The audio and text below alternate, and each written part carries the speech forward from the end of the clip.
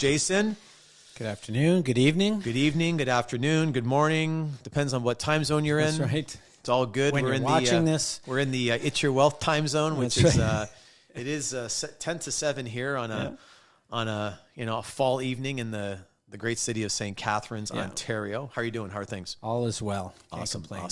Hey man, we're going to talk today about a really neat little topic, and it's the 10 reasons why it's hard to manage your own investments. And you know, I think back all these years, and even in the last few months, I've been looking at my own investments and wanting to add a couple things and dibble dabble, and I don't do it, and blah, blah, blah, blah, blah. And I'm thinking to myself, it's hard to manage your own money. And it's funny because I've had a few people come in the last 6 months or so, and they're managing their own money and they're doing their own thing, and they're now at a point in their life where they're like, I've been doing it long enough. The account's getting big enough where it's becoming a bit more stressful. And again, we've had these conversations, Jason, and I thought it would be a good topic for us to really talk about why it is difficult to manage your own money. And number one here on the list is, the lack of knowledge and expertise. And, many individuals, really don't have a deep training or knowledge of the financial markets, investment strategies, asset classes. And again, when you don't know what you're kind of getting into, you do tend to make poor decision-making choices and missed opportunities. And I think about, we do a ton of business with Fidelity, the private wealth guys out of Boston and across the country. And I look at a portfolio manager at Fidelity who is at the top of the game, top of the food chain.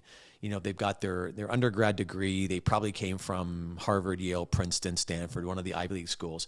But it takes them between 4 and 10 years as an analyst before they can manage anybody's wealth. So, they understand multiple sectors, multiple disciplines. But again, it's a 4 to 10 year apprenticeship as an analyst before making decisions. And a lot of people are making decisions without any education. Yeah. Or, well, the internet, once that came around, most people think that they're an expert in something just by reading a few articles, and who knows, right? You see something on TikTok or on social media and you think you're a stock analyst. Yeah. Well, you know what? I always say, like, those people on TikTok and those different, Instagram thing, like, they got the jet airplane, they got the Rolls Royce. Yeah. I'll never forget so easy, right? Never forget a quick story. There's a guy that I follow on a podcast. He's a really successful guy. He's like an entrepreneurial coach, and he has a program, and his entry fee for his program is $100,000, right? And he's telling the story about a guy on TikTok or on Instagram, and the guy's got a jet airplane, and I'm a billionaire, and blah, blah, blah, blah, blah. And the guy calls him, Jason, for he wants to come to his $100,000 coaching program, and he says, is there a payment plan? I need a payment plan. Yeah. And the guy's like, I just saw you on a TikTok video with a jet airplane and a Rolls Royce and a Lamborghini, right? So don't trust TikTok and Instagram. Number two here on some of the top 10 reasons why it's hard to manage your own investments is emotional biases, right? So emotional reactions such as fear and greed can cloud judgment and lead to impulsive decisions such as panic selling during a market downturn and during a bull market. And it's funny, right? Like, how hard is it for people to sell a winner? You've made a bunch of money on a stock. It's hard to sell it when, in fact, maybe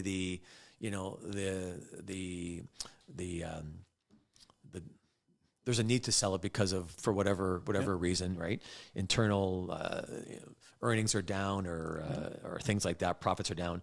Hard to sell a big winner. And it's actually hard to keep a loser, right? You've lost a bunch of money on a stock, and it's hard to not want to sell it. And as I always say, it's almost like being a marriage counselor to yourself. You're married or you've got a girlfriend, you're going through a big fight with your girlfriend, your wife, and you have to counsel yourself on that relationship.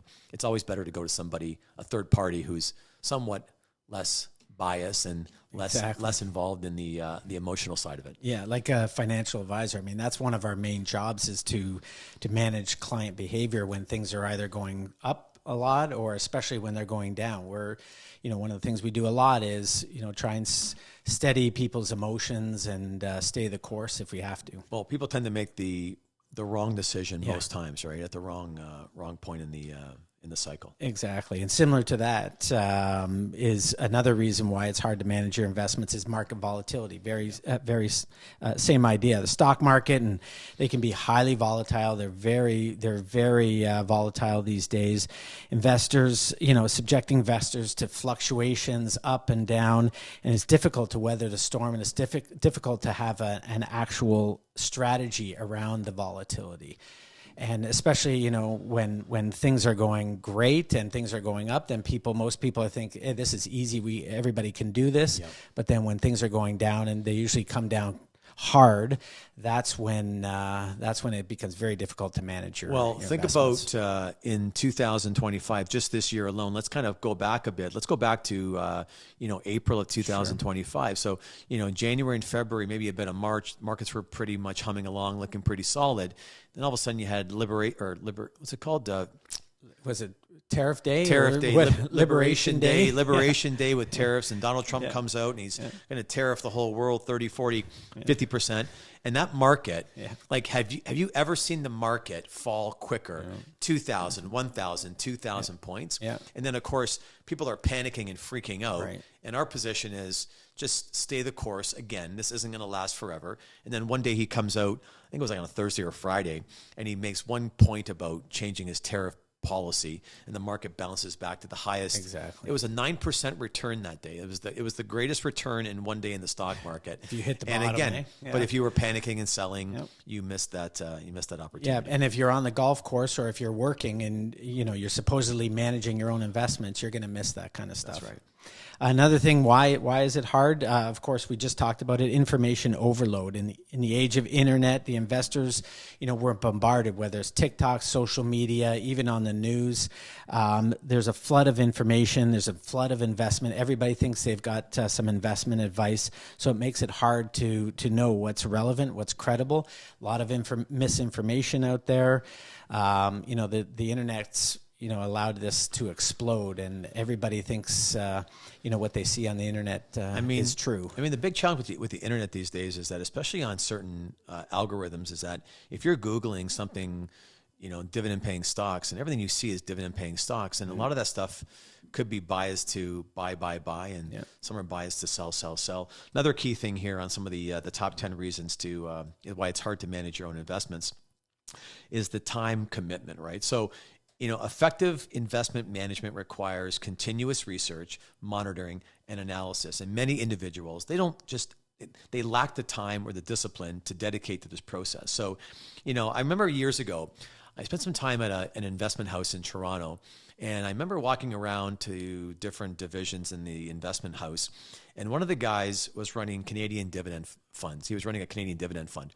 And I asked him what he was doing. He said, well, I'm running about 40 stocks through this analytical valuation metric. And of that, I'm going to find 1 to 2 stocks that I think we should add to the portfolio. And I said to him, how much time would you spend doing this research? He said, I'll spend 30 to 60 days figuring out, of these 40 different dividend-paying stocks in Canada, which ones we should add to our position. So here's one guy working 40 hours a week for 4 to 8 weeks to find a needle in the haystack that's going to go into the portfolio. So if he's doing that, and that's the level of scope that investment firms are doing, the guy who's looking at the internet an hour a week and picking a few stocks just can't cut it. Number 6 here on the 10 reasons why it's hard to manage your own money: lack of diversification. Obviously, investors struggle to create a well-diversified portfolio, leading to increased risk. And they're way too concentrated, Jason, in a few simple stocks. So the question is that if in your portfolio, and we've seen it with clients, right? Guys got all technology. I get it. He's hit a ton of home runs, done really well. Or they come in and they're all in bank stock, or they're all in Canadian equities, right? Where in fact you've got growth stock, you've got value stock, you've got alternative stock, right? Liquid alternatives, you've got crypto, you've got fixed income, you've got dividend paying. So it's a broad category. And I find most people are like, we love to make 20, 30% year over year. Doesn't happen, but 8 to 10 to 12% steady incline not a bad way to grow your wealth. Yeah, exactly. And a lot of these sectors, like you said, technology, it'll be great for a couple of years, and then all of a sudden it'll be out of favor, and the bank stocks or different kind of value stocks or dividend stocks will be in favor. And it's hard to manage that if you're... There's always rotation. Yeah, exactly.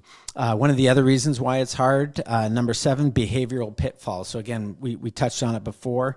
Some common psychological traps such as loss aversion, which is being a little bit too conservative. You've got being overconfident, believing that, this is easy and things have gone so well and I can do this, no problem. They can definitely impact some of your investment decisions. Yep. Number 8 on the reasons why it's hard is changing goals and circumstances. So there's life events, right? Like you might have a divorce or you might have a job change, some unexpected expenses that can shift what your goals and your strategies are, and switch your risk tolerances too. I mean, if you're divorced and all of a sudden you've lost half of your assets, maybe your risk tolerance has now gone from an aggressive portfolio down to a moderate or conservative portfolio. Or you've had a great run in the market, in the equity market, and all of a sudden you're saying, get me out of fixed income, get me out of my more conservative assets, put me more into technology and oil and gas. And it's funny because I had a meeting with a client a few months ago, and we were talking, and he's a wealthy guy, and we got talking about everything, and he said, I came here because I was doing it myself. It was easy for me to manage the money in the accumulation phase. Mm-hmm. While I was kind of growing it, I was okay with it. I had a 10, 15, 20-year horizon. I could live with the ups and the downs. But once he became retired and that money had to be more bulletproof, he said I couldn't afford to have the volatility. So again, things do happen. Number 9 here on our top 10 list is tax implications. So again, navigating tax implications related to investments such as you've got capital gains, you've got income taxes, can be really complicated.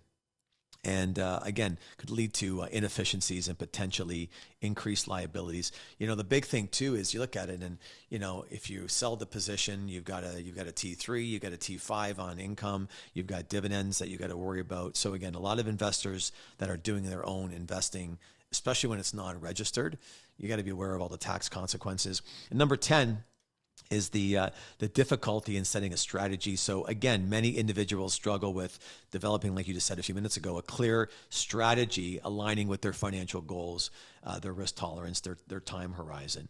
And again, I think a lot of people, Jason, I heard a great line from Jeff Bezos from Amazon a few months ago on a podcast, and he said, many people, they assume too much risk in the short term, and they under assume too much risk in the long. How does it go? They over risk the short term, and they under risk the long term. So what they do is they put too much money up front on assets that they might need in a couple of years, and they don't put enough risk on the back end where in fact it should be.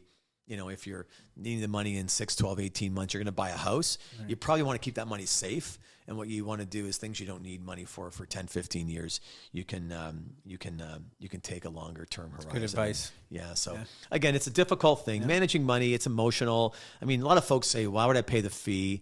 I get the fee debate. The fee, it's a real debate. The thing is that at the end of the day, we always show clients come in here all the time, and they've got their own portfolio, and we can do an analysis of that and say, okay, let's look at what you've got, Mr. Client. Here's what you've got in your portfolio. You got 12, 15, 20 stocks, whatever it may be. We can run the analytics. We'll run it against one of our portfolios. And what always happens, 98 times out of 100, our portfolios have overperformed their portfolios. And even with fees involved, Jason, they're going to still be better off with a net return. So you get the advice, you get the counsel, you get the guidance, you get the babysitter, you get the psychiatrist at times. It just makes sense most times to have somebody else help manage your own. Yeah, and let the professionals do it. You're good at what you do. You've got your job and your family, and let us do the rest. Right. I don't cut my own hair. I don't fix my own teeth. Right. So, right. At the dentistry. So, Jason Pollock, again, thanks for coming in tonight. Thank really you appreciate for having it. Me. Yeah, our pleasure. My pleasure.